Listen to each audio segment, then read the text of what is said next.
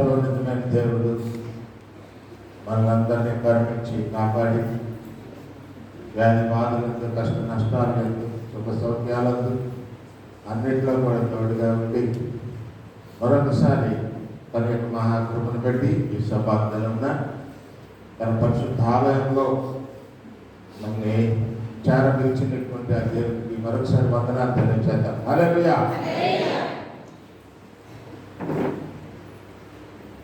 దేవుడు మిమ్మల్ని దీవించుగాక, మీతో మాట్లాడుగాక, తన కృప మీ ఎడల విస్తరింపజేయుగాక. పరిశుద్ధులైనటువంటి క్రైస్తవులనగా పరిశుద్ధులు. ఆ పరిశుద్ధత లేకపోతే క్రైస్తవుడు కాదు. ఇదే ప్రభురాత్రి భోజనం యొక్క మూలం. పరిశుద్ధత కలిగి నివసించుట, క్రీస్తును పోలి జీవించుట, దేవుని యొక్క సువర్తమానము ప్రకటించుట, నశించిపోతున్నటువంటి వారిని దేవుని సన్నిధానాన్ని నడిపించుట. ఇది క్రైస్తవుల యొక్క కర్తవ్యం. ఈ ప్రభురాత్రి భోజనం అంటే దాన్ని ఒక ప్రత్యేకంగా మనము తీసుకుంటాం. ఎందుకంటే అది యేసు ప్రభు దాన్ని ప్రత్యేకపరిచింది. అంతవరకు ప్రతిసారి ఎవరు భోజనం చేస్తున్నారు, ప్రార్థన చేసుకుంటున్నారు, అన్నీ మామూలుగానే జరుగుతున్నాయి. కానీ ఈసారి దాన్ని ప్రత్యేకపరిచి దాన్ని మనకి ఒక నియమంగా ఏర్పాటు చేశారు. అసలు యాక్చువల్గా ఈ ప్రభురాత్రి భోజనంలో ఆయన బయలుపరిచింది ఏంటంటే మనము ఏకమై ఉండి మనము సహవాసం పంచుకునేటటువంటి వారము అనే విషయాన్ని తన శిష్యులకి బయలుపరిచింది.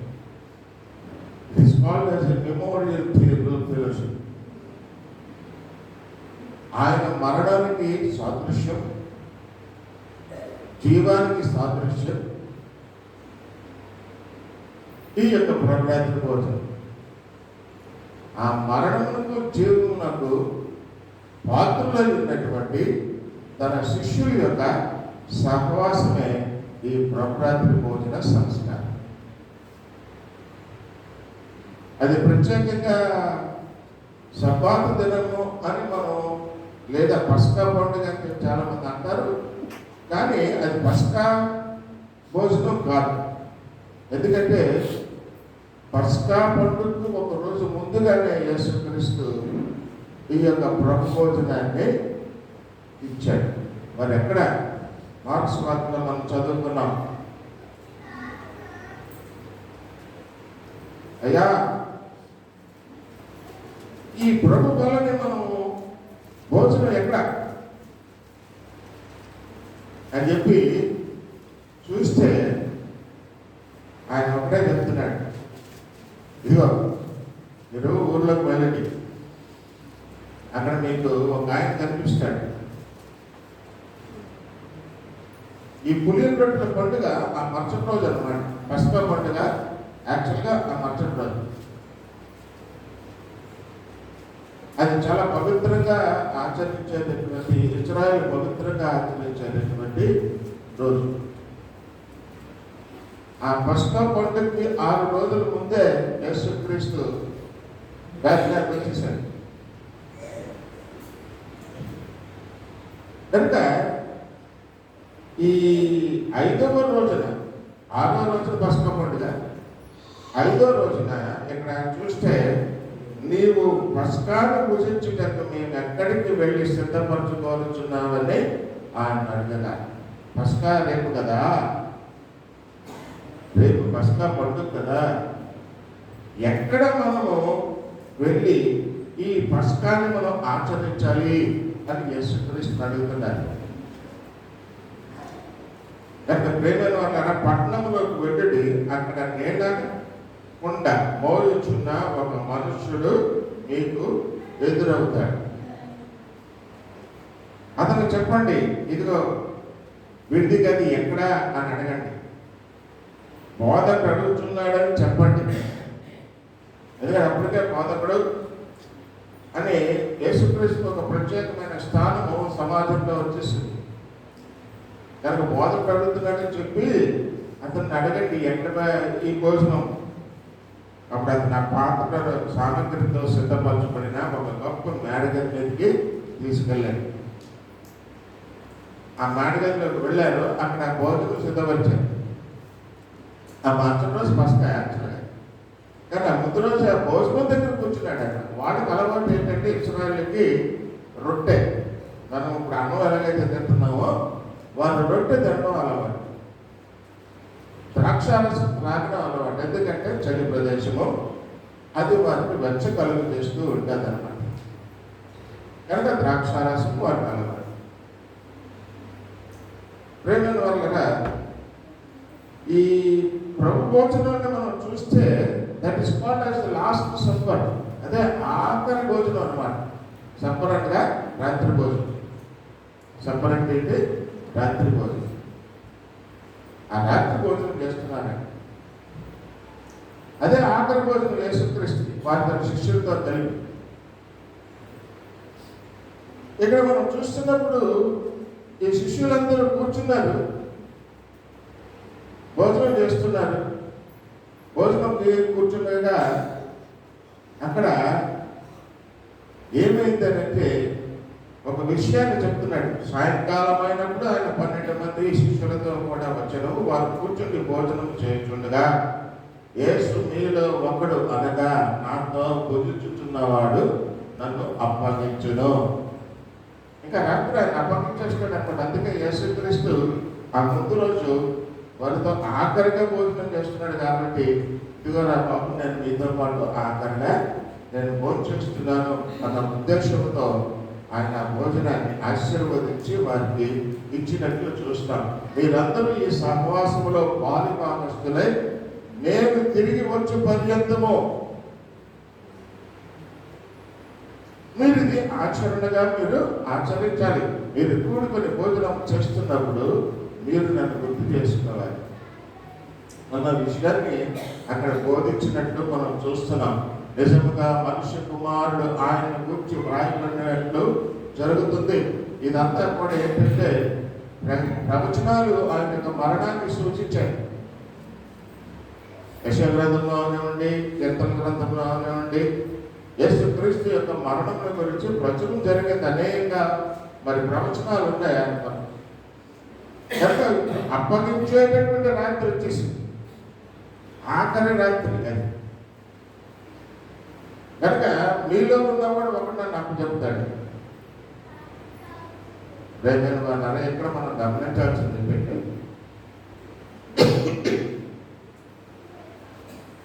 యేసుక్రీస్తుని అప్పగించేవారు ఎవరు కాదు, మనమే.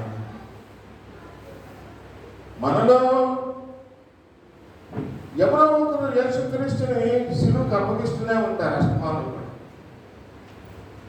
ఎలాగ అప్పగిస్తున్నాము? చెప్పుకోవడానికి మేము క్రైస్తవులు అని చెప్పుకుంటాం, కానీ క్రైస్తవ సహవాసములో ఉన్నటువంటి నీతిని అనుసరించి మనం నడుచుకోం. ఎవరైతే క్రీస్తు నీతిని అనుసరించి నడుచుకోరో వారందరూ ఇస్కరియోతు యోధాలు అన్నమాట. నీతిని అనుసరించకుండా నడుచుకునేవాడు నేను క్రైస్తవుని చెప్పుకునేటటువంటి అధికారం లేదు. అలాగే నీతిని అనుసరించకుండా నేను క్రైస్తవుని అని చెప్పుకునే వారికి ఇక్కడ ఏం చెప్తున్నాడు అంటే చూడండి, ఆ మనుష్యులకి శ్రమ, ఆ మనుష్యులకి శ్రమ. చూడండి 21వ వచనంలో అంటున్నాడు, మార్కు 14:21. ఆ మనుష్యులకి శ్రమ. ఆ మనుషులు పుట్టకుండా ఉంటే వారికి మేలు. అసలు పుట్టకుండా ఉంటే బాగుండు. అంటే ఎంత ఘోరమైన శ్రమ అండి క్రైస్తవులారా. దేవుని బిడ్డలను మనం చెప్పుకునేటటువంటి ఓ ప్రజలారా, క్రీస్తు అనుచరులమని, క్రీస్తు యొక్క మనుషులమని క్రైస్తవులమని చెప్పుకునే మనము క్రీస్తుని నీతిని విస్మరించి జీవిస్తే మటుకు మనకు శ్రమ. ఎంత గొప్ప శ్రమ అంటే మనం ఊహించినటువంటి కఠినమైనటువంటి తీర్పు మనకు రాబోతుంది. ఆ తీర్పులో మనం చాలా భయంకరంగా, ఒక సామాన్యుడికి ఒకంత అయితే మనకు 7 అంతల శ్రమ. అదే ఇప్పుడు చెప్తున్నాడు, నన్ను ఎవడైతే అప్పగిస్తున్నాడో వాడు పుట్టకుండా ఉంటే బాగుండు, వాడికి శ్రమ. రేపటి వల్ల సహవాసములో అందరూ నీతిని అనుసరించి నడుచుకోవాల్సినట్లయితే కానీ అవినీతిని బట్టి ఉంటూ నేను క్రీస్తు వాడును, క్రీస్తు పాతిభాగస్తుడును అని చెప్పుకుంటే అది చాలా ఘోరమైనటువంటి శ్రమ. రేపటి వల్ల నేను ఎందుకు ఎక్కువగా ఈ శ్రమ గురించి చెప్తూ ఉంటానంటే, మీకు మామూలుగా జీతాలు పుచ్చుకొని వాక్యం చెప్పే పాస్టర్లకి మాకు తేడా ఉంటుంది.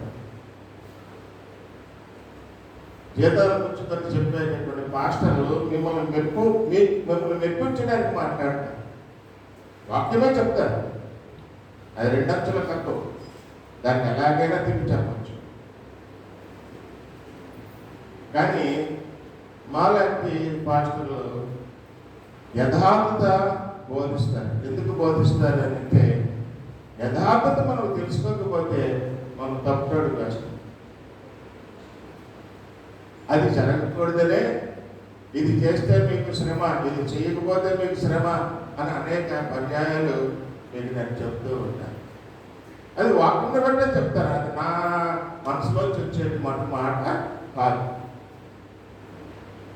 కనుక ప్రేమ వల్ల ఈ ప్రభురాత్రి భోజన పళ్ళను మనం కూర్చొని ఇక్కడ భోజనం చేయడానికి సిద్ధపడి వచ్చాం.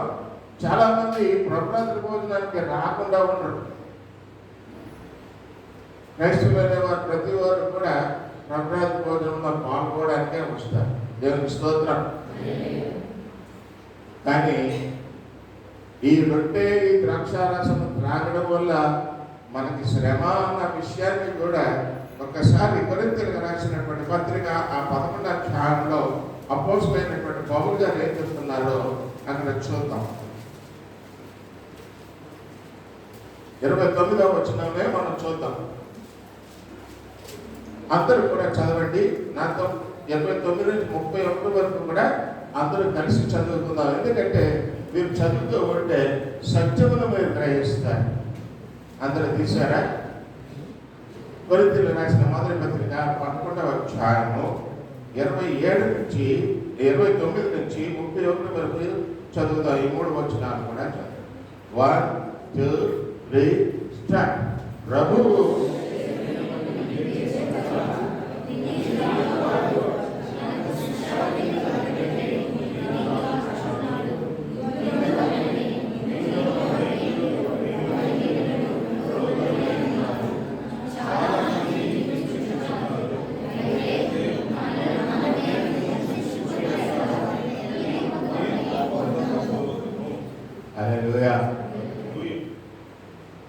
మనకి మనమే విమర్శించుకుని ఎడల మనం తీర్పు పొందక, అదే నా యొక్క ఉద్దేశం.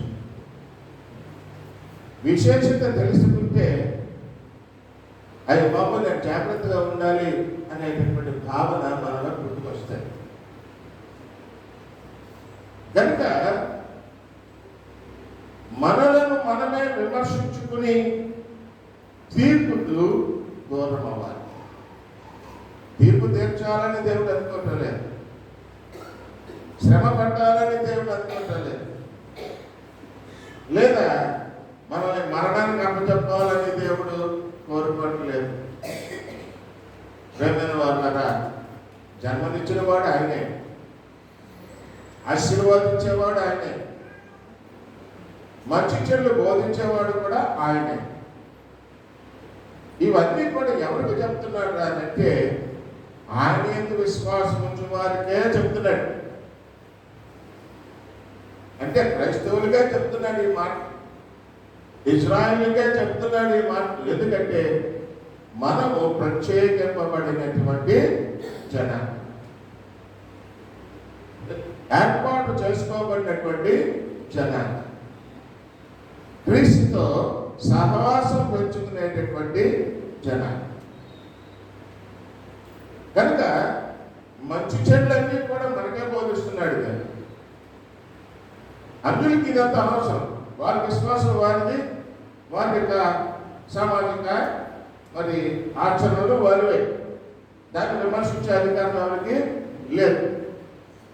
కానీ మనల్ని మనం విమర్శించుకోకపోతే మనం తప్పుడు మార్గంలో పోతాం. జాగ్రత్త. విమర్శించుకోవడం మనం తెలుసుకోవాలి. విమర్శించే వారిని విమర్శించడం కాదు మనం చేయాల్సింది.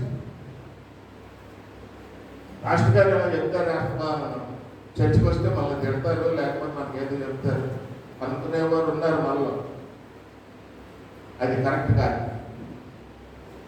ఎవరిని ఉద్దేశించి ఎవరిని కించపరిచేటటువంటి ఉద్దేశంతో పాస్టర్ గారు ఏ మాట కూడా చెప్పరు.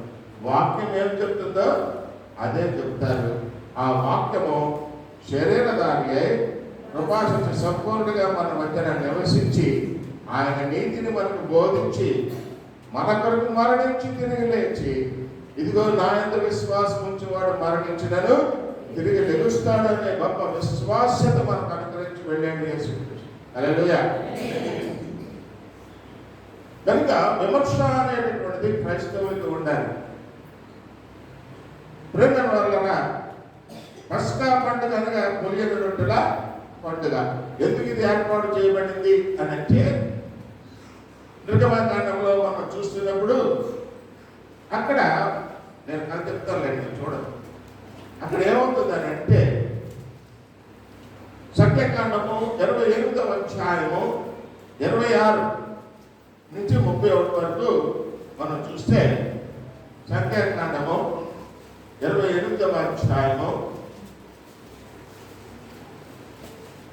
ఇది ఒకసారి మనము ఆలోచనలోకి తీసుకుందాం. అక్కడ ఏమన్నాడంటే, ప్రథమ ఫలములను అర్పించు దినమును అనగా వానముల పండుగలను మీరు యెహోవాకు కొత్త పంటలో నైవేద్యము తెచ్చినప్పుడు మీరు పరిశుద్ధ సంఘంగా కూడవలెను.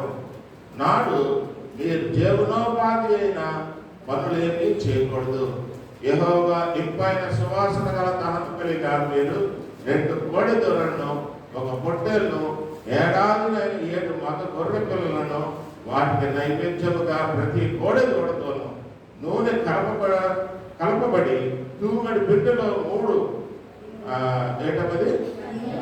10 వంతులను, ప్రతి పొట్టేలతో 2 10 వంతులను, ఆ 7 గొర్రె పిల్లలలో ఒక్కొక్క పిల్లతో ఒక్కొక్క 10 వంతులను మీ నిమిత్తము ప్రాయశ్చిత్తము చేయబడుటకై యొక్క మేక పిల్లను అర్పింపవలెను. నిత్యమైన దహన బలియు దాని నైవేద్యము దాకా వాటికి వాటి పానార్పణమును అని. ఇక్కడ నిత్యమైనటువంటి బలి, దహన బలి. బలి లేకుండా ప్రాయశ్చిత్తం లేదు.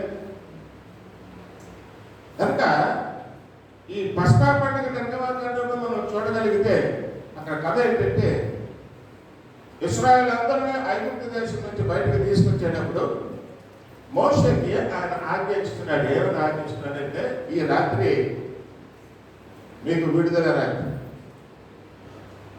ప్రతి ఒక్కరూ వారి వారి కుటుంబం చొప్పున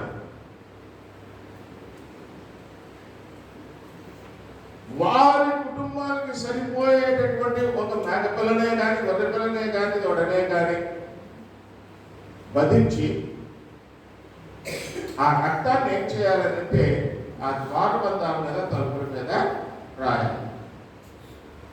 అంతేకాకుండా ఈ రాత్రి మీకు గుర్తుండిపోయేటట్లు మీరు వధించినటువంటి ఆ యొక్క గొర్రెపిల్ల మేకపిల్ల మాంసం అంతటినీ కూడా ఆ రాత్రి మీ కుటుంబం అంతా తినేయాలి.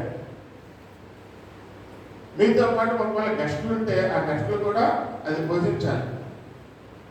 ఉదయం అయ్యేటప్పటికి ఏది ఉండకూడదు, ఒక ముక్క కూడా ఉండకూడదు.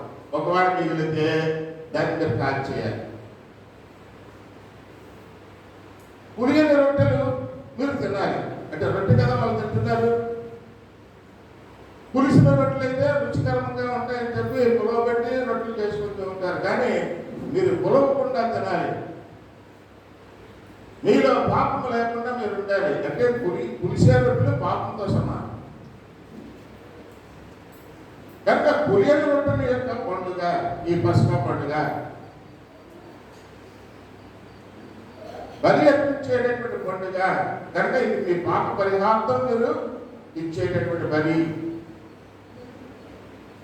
పాపముని చీకటి నుంచి వెలుగులోకి దాటేటటువంటి బలి ఇది. ఇశ్రాయేలు ఏంటి? ఐగుప్తు దేశం నుంచి దాటి పాలుతేరులు ప్రవహించే దేశం వైపు ప్రయాణించేటటువంటి రోజుది. ఐగుప్తు దేశం అంతట్లోనూ కూడా తొలుచుకుని వారిని హతం చేయడానికి మరణ దేవత వస్తుంది. ఏ గుమ్మంలో అయితే ఆ రక్తం లేదో ఆ ఇంట్లోకి ఆ మరణ దేవత వెళ్ళి ఆ తొలుచుకుని పుట్టినటువంటి వారి అందరినీ కూడా చంపేస్తుంది. కనుక ఈ దహన బలి అర్పించేటటువంటి ఆ మేక రక్తము కానీ గొర్రె రక్తం కానీ మీరు ఏం చేయాలి? మీ గుమ్మాల మీద మీ తలుపుల మీద రాసుకోవాలి. ఇది దేనికి తాత్కాలం అంటే మనలో ఉన్నటువంటి పాపం వలన, మనలో ఉన్నటువంటి అతిక్రమం వలన, మనలో ఉన్నటువంటి అవినీతి వలన మనం మరినమై ఉన్నాం. కనుక మనము పరలోక రాజ్యంలో దేవుని సన్నిధానంలో కూర్చోడానికి కూడా మనకు అర్హత లేదు. మరణం ఉన్నవాడు ఎవడైనా సరే దేవుని సన్నిధానంలో కూర్చుంటే వాడికి శ్రమ. తన తప్పును వాడు తెలుసుకుని పశ్చాత్తాపడి ప్రభా ఇక మీద నేను ఇది చేయను అనుకునేటటువంటి వాడే దేవుని సన్నిధానంలో ఉండాలి. కనుక ఇక్కడ ఈ రక్తము ఏం చేస్తుంది అంటే మరణము రాకుండా నన్ను కాపాడుతుంది. కనుక ఓ మోషే ఇశ్రాయేలు అందరికీ ఇది చెప్పు. అలాగే ప్రేమ దేవుడు గారా,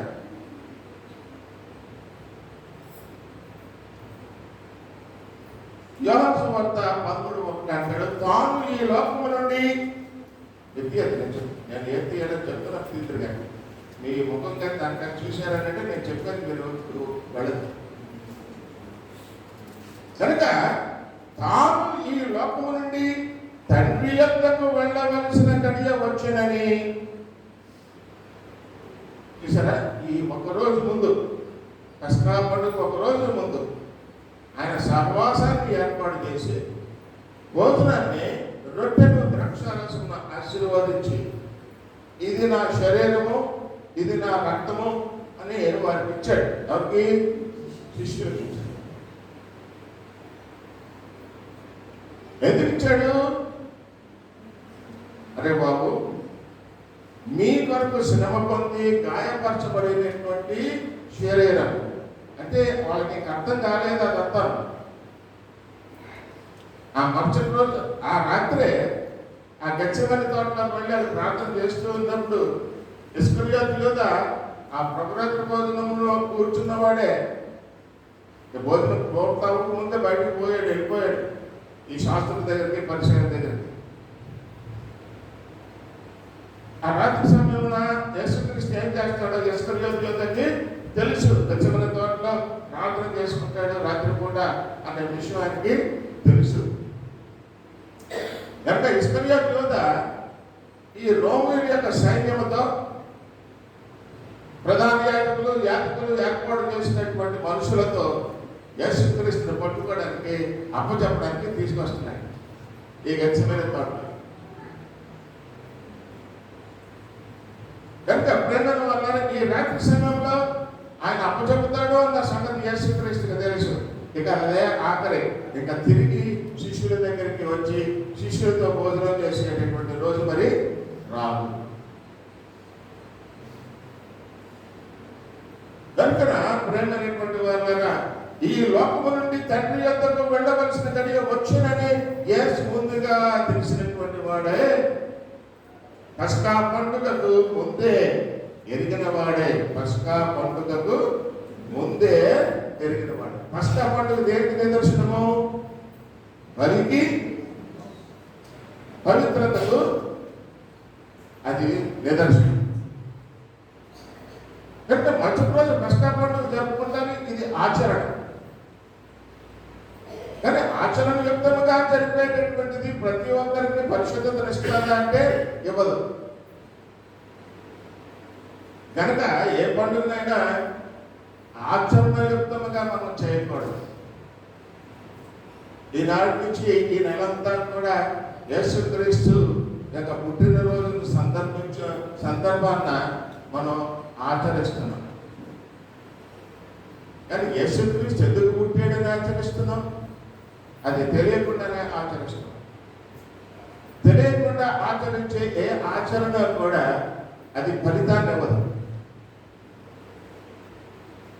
యేసుక్రీస్తు నా కొరకు పుట్టాడు, నా రక్షణ కొరకు పుట్టాడు, నా పాపముల కొరకు పుట్టాడు, నా పాపముల కొరకు శ్రమ పడ్డాడు, నా పాపముల కొరకు మరణించాడు, ఆ శిలువమానుపై నా పాపములను కడిగి వేయడానికి రక్తములు కార్చాడు అన్న విషయాన్ని మనం గుర్తు చేసుకోవడానికే క్రిస్మస్. క్రిస్మస్ అంటే క్రీస్తు ఆరాధనా దినం. క్రిస్మస్ అంటే ఏంటంటే క్రీస్తు ఆరాధనా దినం. అది ప్రతి ఆదివారం చేస్తున్నాం, ప్రతిరోజు ఇంట్లో చేసుకుంటున్నాం. అనునిత్యము మన యొక్క మనసులో మనము ఆయన మహిమపరుస్తూనే ఉన్నాం. కనుక క్రైస్తవ జీవితంలో ప్రతి క్షణము క్రిస్మసే. కానీ అది ఫలభరితం ఇవ్వాలి అని అంటే ఆ క్రిస్మస్ యొక్క ఉద్దేశము తెలిసి మనము ఆచరణ చేయాలి. పస్కా పండుగ ఇశ్రాయేలు ఆచరిస్తున్నారని అంటే అది కేవలం మతపరమైనటువంటి ఆచరణగా చేస్తున్నారే తప్ప దాని యొక్క ఉద్దేశం ఏమిటో తెలుసుకోకుండా ఆచరణ చేస్తున్నారు. మనం అలా చేయకూడదు. అదే వాక్యము ఇప్పుడు బోధిస్తున్నామని. ఆచరణయుక్తమైనటువంటి పనులు మనకు ఏమేమి చేయవు. ఆచరణయుక్తమైనటువంటి బలులు, ఆచరణయుక్తమైనటువంటి పూజలు, ఆచరణయుక్తమైనటువంటి ప్రసాదాలు ఇవి ఏమి కూడా మనకి పాప విమోచనం అనుగ్రహించవు. నిష్ఠ అంటే స్నానం చేసి బట్టలు కట్టుకొని దేవుని వెలిగించడం కాదు. నిష్ఠ అంటే ఏమిటంటే సమర్పణ కలిగి ఆయన యొక్క మోకరించు. అది నిష్ఠ. సమర్పణ లేనటువంటి ప్రార్థనలు, సమర్పణ లేనటువంటి పండుగలు, సమర్పణ లేనటువంటి మన యొక్క సాంప్రదాయాలు ఇవన్నీ కూడా బూడిదలో పోసినటువంటి పన్నీరు. కనుక ఇది మొదలు ఈ నెలంతా కూడా మనం చేసేటటువంటి ఈ క్రిస్మస్ పండుగ వేడుక అది బూడిదలో పోసిన పన్నీరు కాకూడదనే ఈనాడు దేవుడు మనల్ని కోరుకుంటున్నాడు. పస్కా పండుగ వచ్చింది, ఇదిగో రేపు పస్కా పండుగ అయినప్పటికీ ఆ ముందు రోజు కూడే ఆయన శిష్యుల్ని ఆ సహవాసంలో ఆయన ఏం చేస్తున్నాడంటే బలపరుస్తున్నాడు. ఇక నేను మీతోటి ఇదే ఆఖరి భోజనం, అందుకంటే లాస్ట్ సప్పర్ అని కూడా ప్రభుత్వ భోజనాన్ని పిలుస్తున్నాడు. ప్రేమైన వారు కదా, కనుక అప్పుడు ఆయన నేను శ్రమ పడక మునుపు మీతో కూడా ఈ పస్కాను భుజింపవాలనని యోహాను సువార్త ఆ లోక సువార్త 22వ అధ్యాయము 14వ వచనంలో చదువుతున్నాడు. అప్పుడు ఆయన నేను శ్రమ పడక మునుపు మీతో కూడా ఈ పస్కాను భుజింపవాలనని మిక్కిలి ఆశపడి తిని. ఆశపడి ఆ భోజనం దగ్గర ఆయన శిష్యులకి బోధిస్తున్నాడు. అయ్యా, నేను శ్రమ పడాల్సినటువంటి గడియ వచ్చేసింది, నన్ను అప్పగించేవాడు మీ మధ్యనే ఉన్నాడు, నన్ను నాకు అప్పచెప్పేస్తాడు, నేను చాలా శ్రమ పడవలసినటువంటి గడియ వచ్చేసింది కనుక మీరందరూ కొంచెం ప్రార్థన చేయండి అయ్యా అని శిష్యులతో అనుకున్నాడు గెత్సేమనే తోటలో. నా కొరకు మీరు ప్రార్థన చేయండి అని ఆ శిష్యులను అక్కడ పెట్టి ఆయన వేరే వెళ్ళి ప్రార్థన చేసుకున్నాడు. ఆయన వచ్చి తిరిగి చూస్తూ ఉంటే వీళ్ళు పడుకొని ఉన్నారు. శిష్యులు పడుకొని ఉన్నారు. ఏరా బాబు నా కొరకు ప్రార్థన చేయమన్నాను కదా, ఈ కొద్ది గడియలు మీరు నా కొరకు ప్రార్థన చేయలేరా అని చెప్పి ఆయన ఇంకెళ్ళితే అనుకొని వదిలేసి మళ్ళీ ఆయన ప్రార్థన. మన పరిస్థితి అదండి. మనం వదిలేస్తున్నాము క్రీస్తుని, శ్రమకి వదిలేస్తున్నాం, సిలువకు వదిలేస్తున్నాం, కానీ పండగ ఆచరిస్తున్నాం. అది కరెక్టా? అది కరెక్టా అండి? మీలో కిందటి వారం మరి మీకు మేము ఒక బ్యానర్ ఇచ్చాం. మీరు ఎంతమంది ఈరోజు మీ గోడల మీద పెట్టారు? ఒకసారి మీ చేతులు చూపించండి. 40 ఇచ్చాం. ఎంతమంది పెట్టారమ్మా? పిల్లరా, అదంతా సాగు. వారు వచ్చింది సాగు, గాలి వచ్చింది సాగు. ఆజ్ఞాత క్రమమే పాపము. పెట్టాలని మీకు ఇచ్చాం. పెట్టడం మీ వద్దు. గాలి వచ్చిందా, వారు వచ్చిందా, ఇదంతా మీకు అనవసరం. పాటలు పాడటానికి, ప్రాక్టీస్ చేయడానికి మీరే ఒక నియమం పెట్టుకుంటారు. ఆ నియమం మీరే తప్పుతారు. ఎవరు మహిమపరచడానికి మీరు ప్రాక్టీస్ చేస్తున్నారు? మీ తలాంతులు చూపించుకోవడానికి ప్రాక్టీస్ చేస్తున్నారా, లేకపోతే దేవుని మహిమపరచడానికి ప్రాక్టీస్ చేస్తున్నారా? దేని కొరకు మీరు ప్రాక్టీస్ చేస్తున్నారు?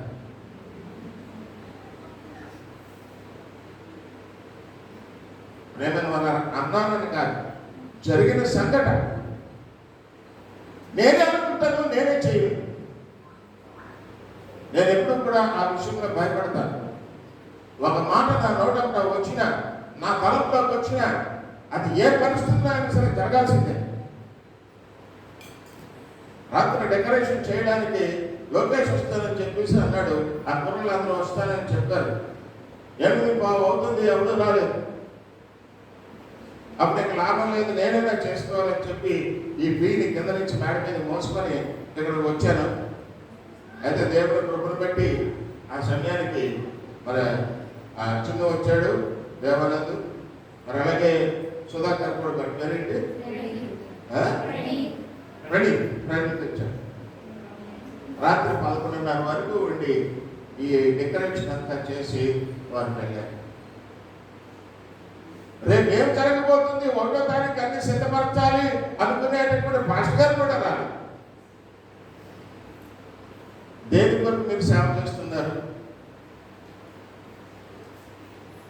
నా మాటను నేనే నెరవేర్చలేనప్పుడు, నా విశ్వాసాన్ని నేను బయలుపరచుకోలేనప్పుడు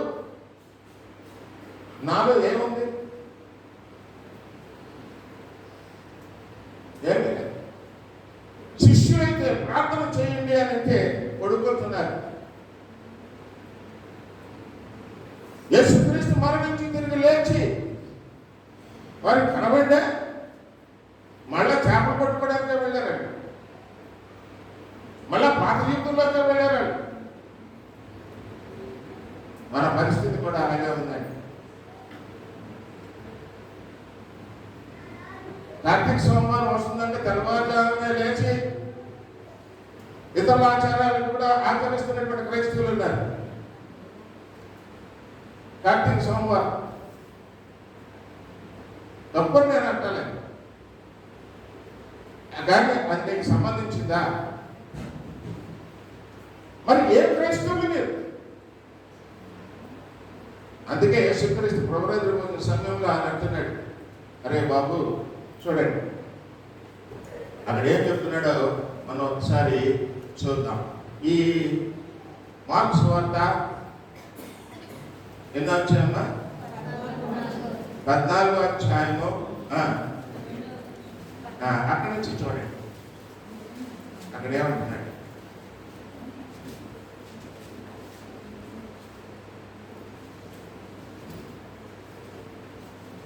అక్కడ చూసినప్పుడు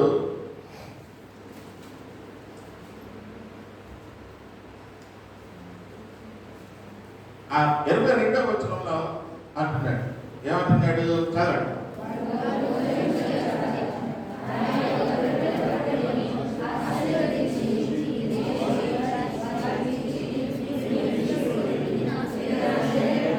చాలు. రొట్టెని ఏమన్నాడండి? ఎందుకన్నాడు శరీరం అని?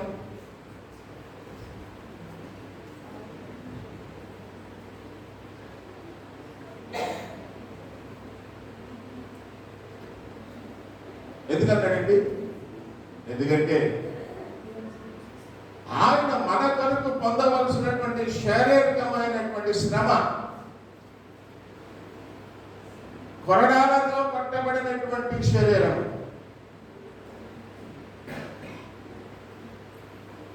బరువైన శిలువ మోయవలసినటువంటి శరీరం, బల్యంతో గడవవలసినటువంటి శరీరం, చేతులు కాళ్ళలో మేకులు కొట్టబడవలసినటువంటి శరీరం. ఎవరి కోసం? ఏమైందండి ఆ శరీరము? ఎందుకు శరీరం అన్నాడు? కొరడాలతో పట్టబడిన శరీరం. ఎవరి కోసం? నా సిలువ మోయవలసినటువంటి శరీరం, భారమైన సిలువను నానుతో చేసినటువంటిది. నాను ఎంత బరువుగా ఉంటుందో మీకు తెలుసు. అటువంటి మ్రానుని ఆయన భుజం మీద వేసుకొని ఆ కొండ మీదకి ఎక్కాల్సినటువంటి పరిస్థితి. మామూలుగా నడవలసినటువంటి స్థితిలోనే చాలా కష్టతరమైనటువంటి. కానీ ఇప్పుడు ఎక్కడెక్కుతున్నాడు? గొల్గొతా పర్వతం మీదకి ఎక్కుతున్నాడు. అంటే ఎంత కష్టమండి. పడి లేచి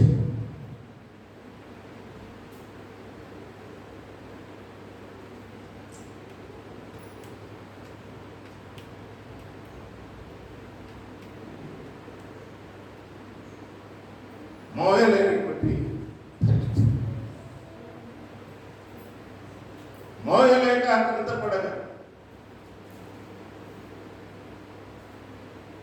ఇంకొకటి సహాయం తీసుకొచ్చి పెట్టారు యేసుక్రీస్తు.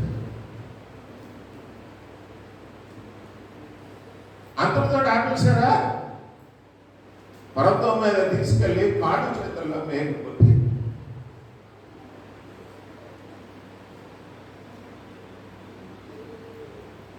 ఆ శిలువపై మన పాప ప్రాయశ్చిత్తార్థం ఆయన బలియాగంగా అర్పింపబడ్డాడు.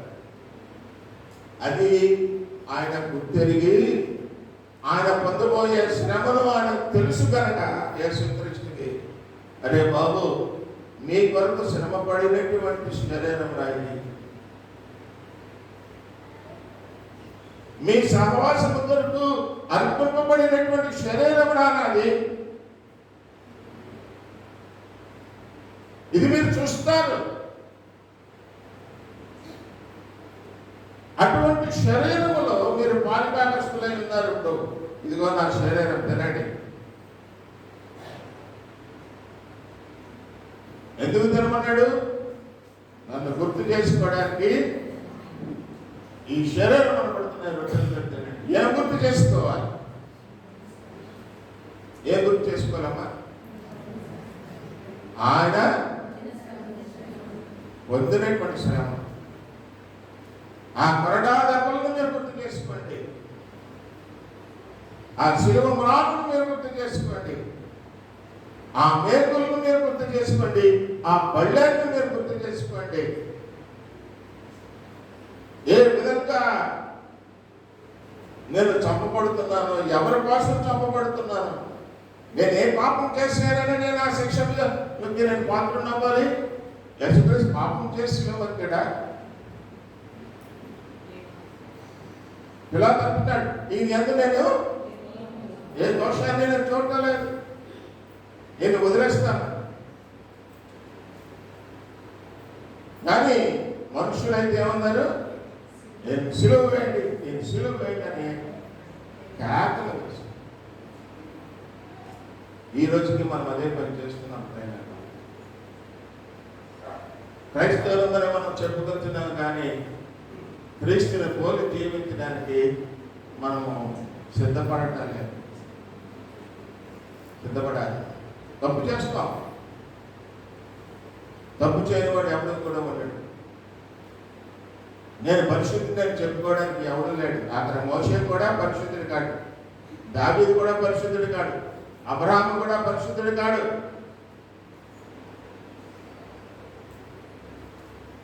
కానీ వారు తప్పు వారు తెలుసుకొని పశ్చాత్తాపడినప్పుడు అదేమైందంటే వారు పరిశుద్ధులయ్యారు. అలాగే నువ్వు నేను మనం పశ్చాత్తాపడి, అయ్యో నా కొరకు శ్రమ పడినటువంటి యేసుక్రీస్తు నా కొరకు శిలువ మ్రానుపై కొరడాలతో కొట్టబడి, మేకులతో కొట్టబడి, బల్లెంతో పొడవబడి మరణించే వరకు కూడా ఆయన శ్రమ పెట్టినటువంటి స్థితిని మనం ఒక్కసారి గుర్తు చేసుకుంటే ప్రేమైన వాళ్ళ అసలు మనం క్రైస్తవులు మనం ఎందుకు గొడవపడుతున్నాం అనేది మనకు అర్థమవుతుంది. అందుకే ప్రభరాత్రి భోజన ఆచరణ చేస్తున్నాం. యేసుక్రీస్తు శరీరం అనబడుతున్నారంటే రెండోది ఏమంటున్నాడు చూడండి. అక్కడ పిమ్మట ఆయన గిన్నె పట్టుకుని కృతజ్ఞతాస్తుతులు చెల్లించి దాని వారికిచ్చను. వారందరూ దాన్ని అప్పుడు ఇది నిబంధన విషయమై అనేకల కొరకు చింతింపబడుతున్న నిబంధన విషయమై. ఏమిటా నిబంధన? ఒప్పందం. నిబంధన అంటే ఏంటి? ఏమిటో ఒప్పందం. ఒప్పందం విషయమై నేను రక్తం కార్చకండి. ఏమిటి మీకు నాకు ఉన్నటువంటి ఒప్పందం అంటే, ఇదిగోరా మీ కొరకు పాప పరిహారార్థ బలిగా నా శరీరాన్ని అర్పించినప్పుడు నా శరీరంలోంచి కారినటువంటి ఈ రక్తము మీకు పాప విమోచన రక్తము. హల్లెలూయా. ఏ రక్తం అండి? పాప విమోచన రక్తం, చెందింపబడుతున్నటువంటి రక్తం. ఆ రక్త ప్రోక్షణే లేకపోతే మనకు పాప విడుదల లేదు. ఆఖరికి నరకమే మనకు ప్రాప్తి. పరలోక రాజ్యంలో నువ్వు వెళ్ళాలా? ఆ రక్తంలో నువ్వు కడగబడాలి.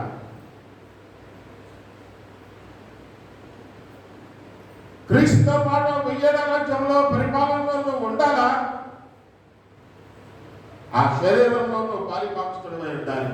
అంటే శరీరంలో పాలిపాక్షుడమై ఉండడం అంటే ఏంటి? దాని అర్థం, నేను ఏ విధంగా అయితే శ్రమపడి సర్వ మానవాళి రక్షణార్థము నేను శ్రమపడ్డానో ఆ శ్రమ మీరు కూడా అనుభవించాలి అని చెప్తున్నాడు. ఇప్పుడు మనం శ్రమ పడడానికి ఎవరు ఇష్టపడటం లేదు. ఈ మధ్యన ఏంటంటే ఇదేటమ్మా మన ఫోటో తీసుకెళ్ళించేది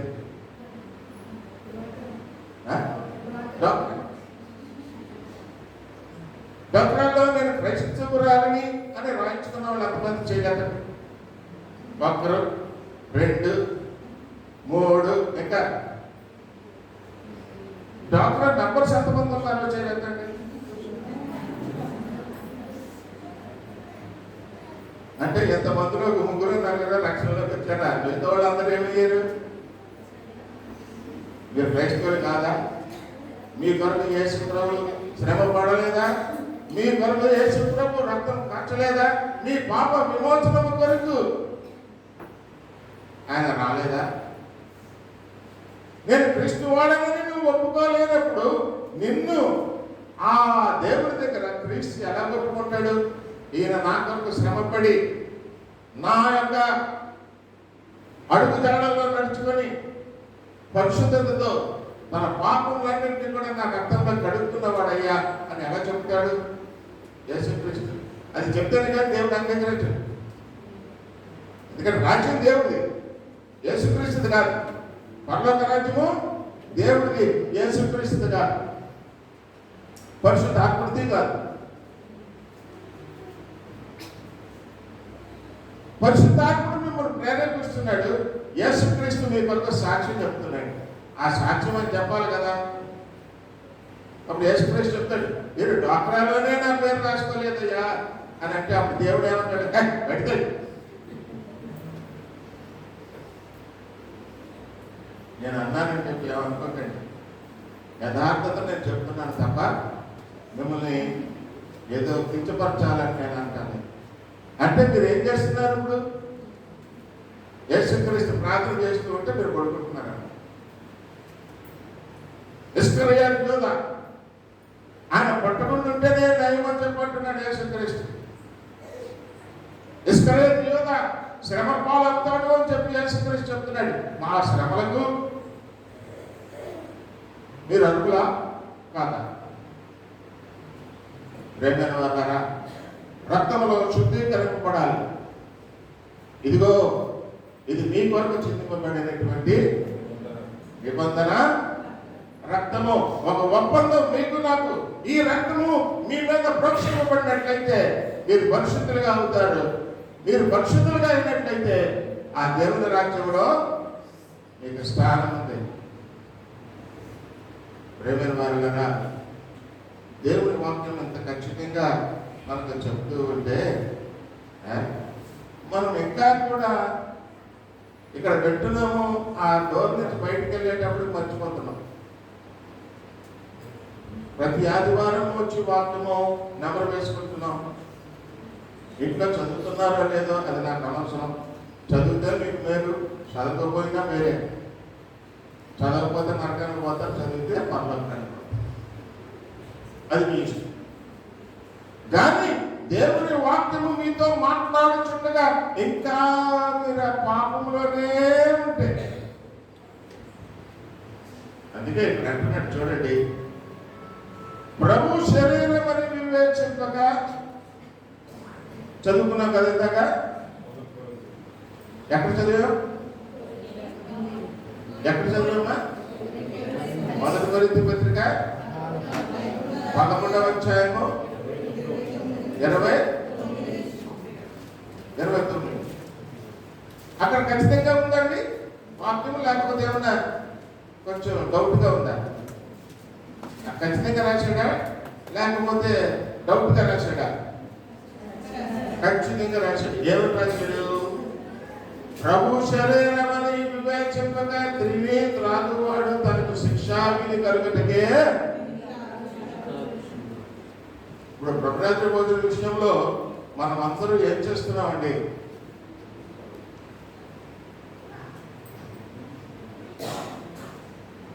ప్రభురాత్రి భోజన సంస్కారం దినముగా ఎవరో తెచ్చాము, మంచిదే. ఏం చేస్తున్నామో తెలియకుండానే కూర్చుంటే శ్రమ. ఎందుకు కూర్చున్నాం? మొట్టమొదటి చెప్పాను, ఎందుకు కూర్చున్నాం? యేసుక్రీస్తు ఎందుకు ఇది ఏర్పాటు చేశాడు? ఈ పద్ధతి ఎందుకు పెట్టాడు? ఒక్కసారి గుర్తు తెచ్చుకోండి. మొదట్లోనే నేను చెప్పాను, ఈ ప్రసంగం మొదట్లోనే చెప్పాను ఈ మాట.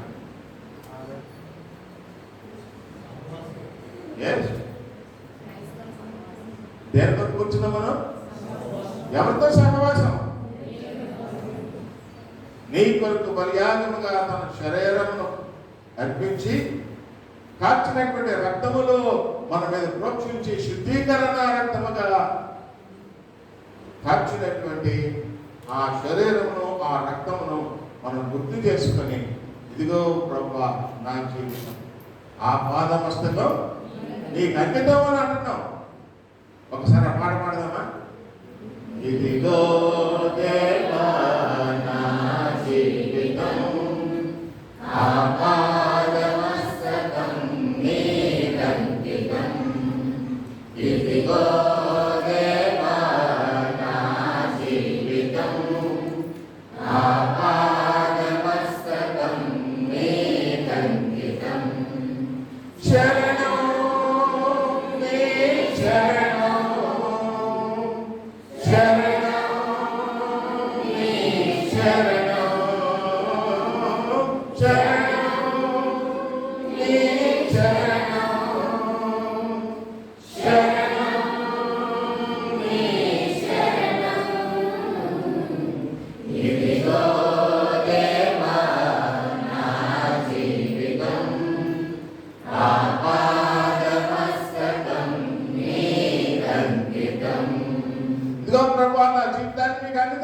అన్నాడు. నీ శరణు తెచ్చి ఈనాడు ఈ ప్రభుత్వంలో నేను సమీపించాను. నా కొరకు మరణించి తిరిగి లేచినటువంటి యేసు క్రీస్తు అని నేను ఒప్పుకుంటున్నాను. నా కొరకు ముళ్ళతో కొరడాలతో కట్టబడి భారభరితమైనటువంటి సిలువను ఎత్తుకొని కాలు చేతుల్లో మేకులతో కట్టబడి సిలువ వేయబడి పక్కన బల్లెలతో పొడవబడినటువంటి యేసు క్రీస్తుగా నీవు కట్టినటువంటి రక్తంలో నాకు పాప విమోచన ఉందన్న విశ్వాసంతో మీ సహవాసంలో నేను కూర్చున్నాను నాయన. క్రీస్తు సహవాసంలో ఈనాడు ఈ బ్యాప్టిస్ట్ గాస్పెల్ చర్చిలో నేను కూర్చున్నాను నాయన. ఆ దేవా నన్ను చూస్తున్నవాడా, నన్ను అంగీకరించు నాయన, నన్ను అంగీకరించు. ఇస్కరియోతు వలె ప్రభువా నేను వెలివేయబడకూడదు నాయన. ఇస్కరియోతు వలె నేను శ్రమ పడకూడదు నాయన. ఇస్కరియోతు వలె వాడు పట్టకుండా ఉంటే మంచిది అన్న మాట నా వరకు రాకూడదు నాయన అని ఎందరూ అంగీకరిస్తున్నారు. అందరూ కూడా తలలో ఉంచుతారు. అందరూ కూడా తలలో ఉంచుతారు. ఎవరికి వారిగా ప్రార్థన చేయండి. ప్రభువా ఇదిగో నా జీవితం నీకు అంకితం చేస్తున్నాను నాయన, నీకు అంకితం చేస్తున్నాను.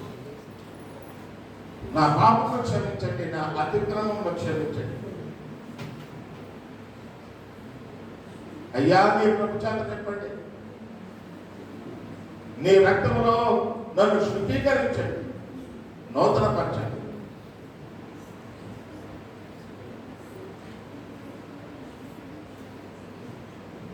హల్లెలూయా,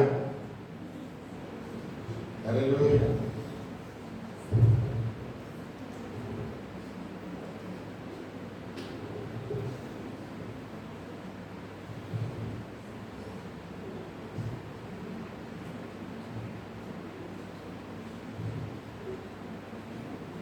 ఎంతకాలం యేసు వైపు చూడకుంటావు,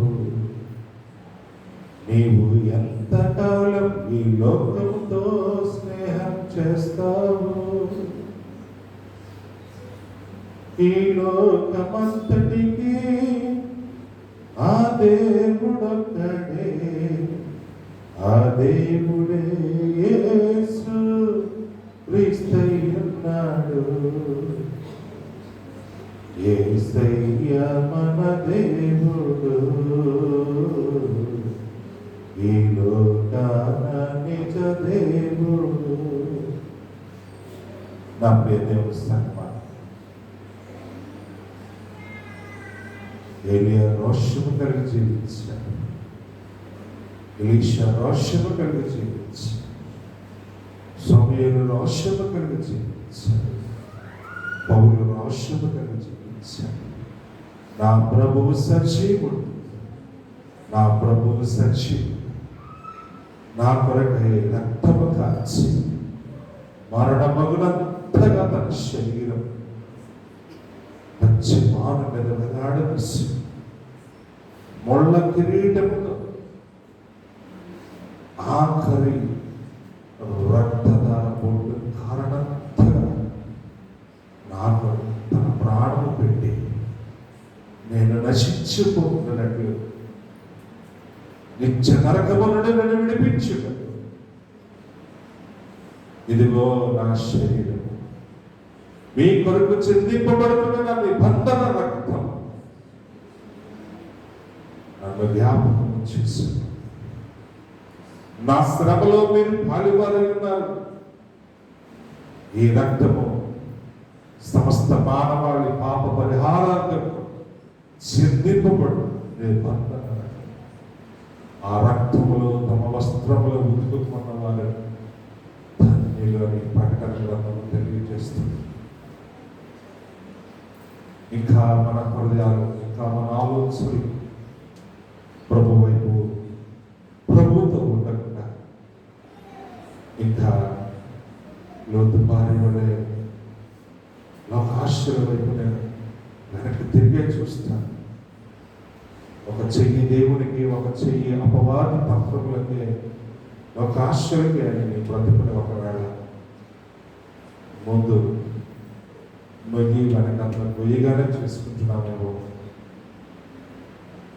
రెండోసారి ప్రభు రావట్లేదు, ఆఖరిసారి వస్తున్నాడు. ఇంకా ఆయన వస్తే చాలు ఈ లోకంలో ఆ శ్రమ ఎవరు తాలూకలేదు. ఆయన అంగీకరించి వారు ఆయన రక్తంలో కడగబడ్డవారు, ఆయన ఆత్మచేత ముద్రించబడ్డవారు, ఆయన కొరకు కనిపెట్టబడుతున్నవారు, వారు మాత్రమే ఆ మధ్యాకాశాన్ని అక్కడ ఆయన ఆఖరిసారిగా వచ్చినప్పుడు ఈ లోకానికి తీర్పు ఉన్నదని మర్చిపోతున్నాం. అయ్యా, లోకంలో మీకు శ్రమ, వాడు పుట్టి ఉండకపోతే మంచిది. ఆ శ్రమ ఎవరు కూడా పాడలేదు. ఆ శ్రమ చూడకుండానే యేసయ్యా ఆయన ఆ రహస్య కడబోర ధ్వని మోగినప్పుడు అది నేను వినాలి ప్రభు, నేను వినే స్థితిలో ఉండాలి ప్రభు, మధ్యాకాశంలోకి నేను ఎత్తబడాలి ప్రభు. నాకంటే వెనకాల చనిపోయిన వారు నాకంటే ముందుకు వెళ్ళిపోతున్నారే, నేను కూడా అదే సమయంలో నేను కూడా నీ దగ్గరికి వచ్చేయాలి ప్రభు. నా నిరీక్షణ, నా నిశ్చయించి తండ్రి, ఈ సమయంలో నాయన ఈ దాసుల ద్వారా అభిషేకులు నాయన దైవజనుల ద్వారా నువ్వు ప్రకటించారు ఈ శుభవర్తమానం మా జీవితాలకి గొప్ప నాయన తెలుస్తాను. ప్రభావంలో ఉంటావా, నాతో ఉంటాను. లోకంలో నువ్వు సిగ్గుపడితే నేను పరలోకంలో దగ్గర నేను సిగ్గుపడతాను. ఎందుకంటే నా పేరు చెప్పుకోవడానికి కూడా నువ్వు సిగ్గుపడుతున్న పరిస్థితి నేను చూడలేదు. అది నీ ఇష్టం. నేనైతే సత్యమే పలుకుతాను, సత్యమే మాట్లాడతాను. సత్యాన్ని బతుకుంటే అది పంపించేదే అని అనుభవిస్తే